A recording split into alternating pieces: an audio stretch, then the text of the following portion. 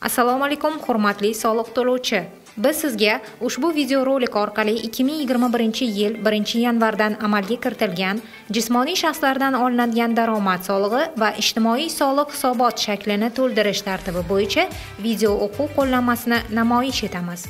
Hisobot shaklini to'ldirish va yuborish my.soliq.uz yoki hisobot.soliq.uz saytlari orqali elektron raqamli imzodan foydalangan holda amalga oshiriladi. Bunda shaxsiy kabinetga kirgandan so'ng yuridik shaxslarning hisobotlarini yuborish bo'limiga o'tiladi. Elektron shakllardan kerakli bo'lgan jismoniy shaxslardan olinadigan daromad solig'i hisoboti shaklini tanlaymiz. Soliq satrida o'zingizga kerakli bo'lgan hisobot shakli belgilanadi va yil, davr va hisobot turi tanlanadi. Hisobotni to'ldirishda xatoliklarga yo'l qo'ymaslik maqsadida har bir jismoniy shaxs kesimida hisoblangan daromadlar to'g'risida 5, 6, 7 ilovalardan boshlash tavsiya etiladi. Mazkur ma'lumotnomani to'ldirish uchun ekraningizdan shablonni yuklab olish tugmasi bosiladi va shablon yuklab olinadi. 5-ilovada mehnatga haq to'lash tarzidagi daromadlar olgan jismoniy shaxslar to'g'risidagi ma'lumotlar to'ldiriladi. Ushbu ma'lumotnomani to'ldirishda jismoniy shaxsning familiyasi, ismi, sharifi, lavozimi, soliq to'lovchining identifikatsion raqami, jismoniy shaxsning shaxsiy identifikatsion raqami, hisobot davrida xodimning holati, agar ishlab kelayotgan bo'lsa 1 raqami qo'yiladi, agar mehnat shartnomasi bekor qilingan bo'lsa 2 raqami qo'yiladi, shartnoma turi, mehnat shartnomasi asosiy bo'lsa 1 raqami, mehnat shartnomasi o'rindosh bo'lsa 2 raqami, fuqarolik huquqiy tusdagi bo'lsa 3 raqami, qurilish korxonalari tomonidan shartnoma tuzmasdan yollangan bo'lsa 4 raqami mos ravishda qo'yiladi. Ish vaqti belgilangan stavkadan kelib chiqib 0.125, 0.5, 1 va hokazo raqamlar qo'yiladi.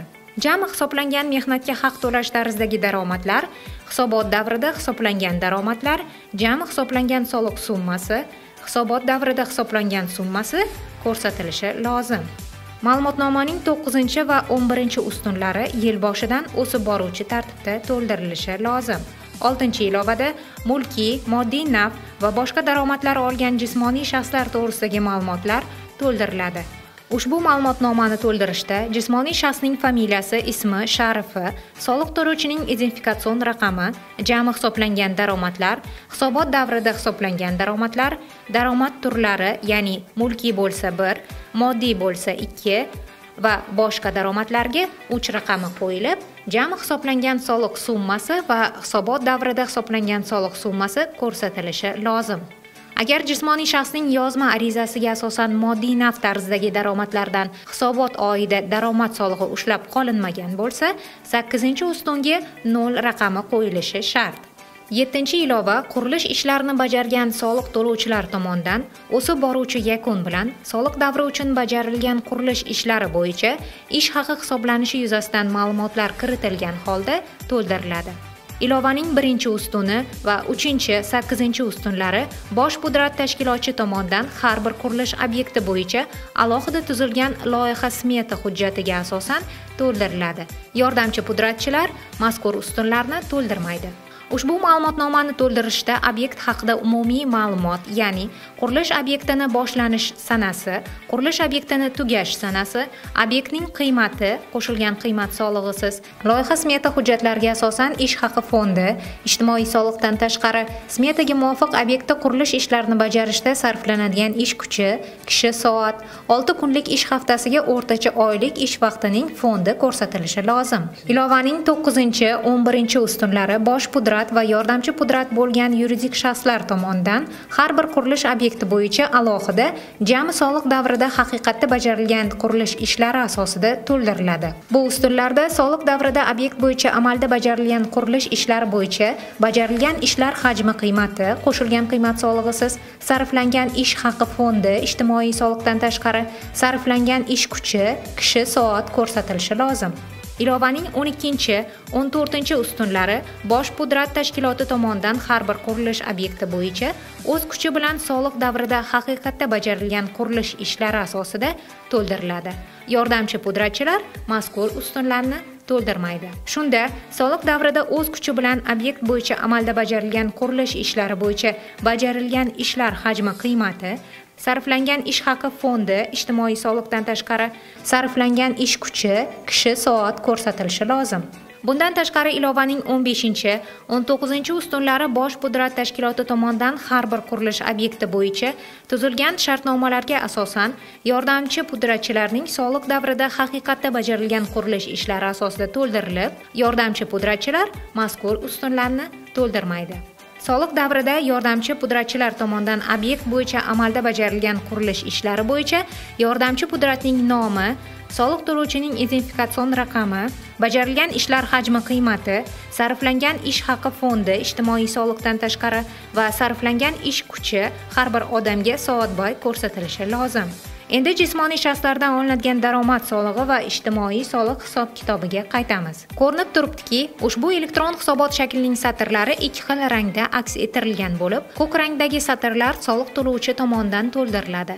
Sariq rangdagi satrlar esa avtomatik ravishda shakllanadi. 5-ilovada necha nafar jismoniy shaxsga daromad solig'i hisoblangan bo'lsa, hisobot davridagi ishlovchilarning o'rtacha soni satriga o'sha sonni qo'yamiz. Agar korxonada o'rindoshlik asosida ishlovchi xodimlar bo'lsa, shundan asosiy bo'lmagan ish joyi bo'yicha satrida ularning sonini ko'rsatamiz. Hisob-kitobning 0-11-satrida ijtimoiy soliqqa umum belgilangan va imtiyozli stavkada tortiladigan daromadlar ko'rsatiladi. E'tibor bering, bu yerdagi daromadlar summasi 5-ilovaning 9-ustunidagi jami daromad summasiga teng bo'lishi shart. Agar ushbu satrlar xato to'ldirilsa, hisobotning jo'natilishi avtomatik ravishda cheklanadi. Hisob-kitobning 01-10-satrida hisobot davrida hisoblangan mehnatga haq to'lash tarzidagi daromadlar ko'rsatiladi. E'tibor bering, bu yerdagi daromad summasi 5-ilovaning 10-ustunidagi jami daromad summasiga teng bo'lishi shart. Agar ushbu satr xato to'ldirilsa, hisobotning jo'natilishi avtomatik ravishda cheklanadi. Hisob-kitobning 01-11-satrida O'zbekiston Respublikasi hududida ishlash uchun chet ellik xodimlarni berish bo'yicha xizmatlar ko'rsatish shartnomasiga muvofiq yuridik shaxs O'zbekiston Respublikasi norezidentiga to'lanadigan chet ellik xodimlarning daromadlari aks ettiriladi. Hisob-kitobning 0-12-satrida mehnatga haq to'lash bilan bog'liq bo'lmagan daromadlar ko'rsatiladi. Bu yerdagi daromad summasi esa 6-ilovaning 4-ustunidagi jami daromad summasiga teng bo'lishi shart. Agar ushbu satr xato to'ldirilsa, hisobotning jo'natilishi avtomatik ravishda cheklanadi. Hisob-kitobning 01-21-satrida jismoniy shaxsning arizasiga asosan daromad solig'i ushlab qolinmagan moddiy naf tarzidagi daromadlar summasi ko'rsatiladi. Hisob-kitobning 0-50-satrida ijtimoiy soliq, jismoniy shaxslardan olinadigan daromad solig'i va shaxsiy jamg'arib boriladigan pensiya hisobvaraqaga badallar stavkasi ko'rsatiladi. Birinchi ilova ijtimoiy soliq hisoblanmaydigan to'lov turlari deb nomlanadi. Ushbu ilova ijtimoiy soliqdan imtiyozga ega bo'lgan soliq to'lovchilar tomonidan to'ldiriladi.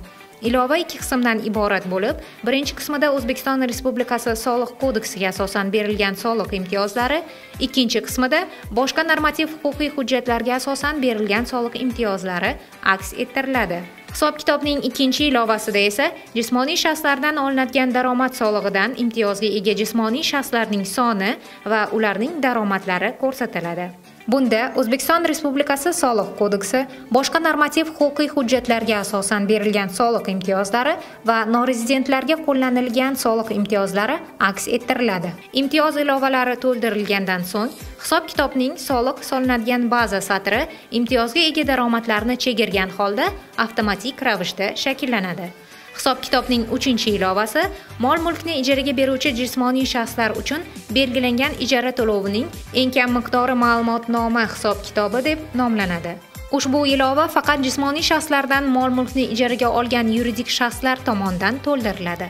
0-10-satrda ijaraga berilgan mol-mulkning o'lchov birligi ko'rsatiladi. Masalan, noturar joy ijaraga olingan bo'lsa, necha kvadrat metr ijaraga olinganligi ko'rsatiladi.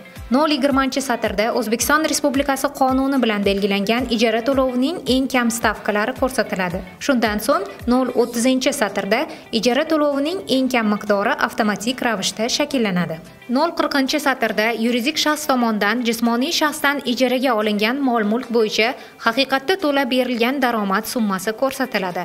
Agar to'lab berilgan daromad summasi ijara to'lovining eng kam stavkasidan kam bo'lsa, u holda ushbu farqdan 0.50-satrda daromad solig'i qo'shimcha ravishda hisoblanadi. Hisobotni o'sib boruvchi tartibda to'ldirish maqsadida 0.60-satrga avvalgi ma'lumotnomaning 0.70-satrdagi summa qo'yiladi. Qo'shimcha hisoblangan soliq summasi hisob-kitobning 0.70-satrida shakllanadi.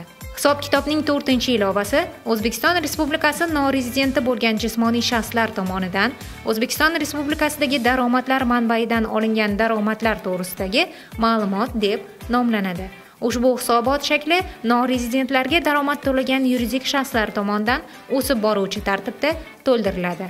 Daromad summasi va soliq stavkasi satrlari to'ldirilgandan so'ng, to'lanishi lozim bo'lgan soliq summasi avtomatik ravishda shakllanib, hisob-kitobning 0.13-satriga boradi. 0.61-satr O'zbekiston Respublikasining yuridik shaxslari bo'lgan, xodimlari 25 nafardan ortiq bo'lgan alohida bo'linmalariga va yoki filiallariga ega soliq agentlari tomonidan to'ldiriladi. Bundan yirik korxonalar mustasno. Hisob-kitobning barcha ilovalari to'ldirilgandan so'ng, soliq to'lovchining shaxsiy kartochkasiga boradigan ijtimoiy soliq, jismoniy shaxslardan olinadigan daromad solig'i va shaxsiy jamg'arib boriladigan pensiya hisob varaqalariga badallar summalari 0.90-satrda avtomatik ravishda shakllanadi.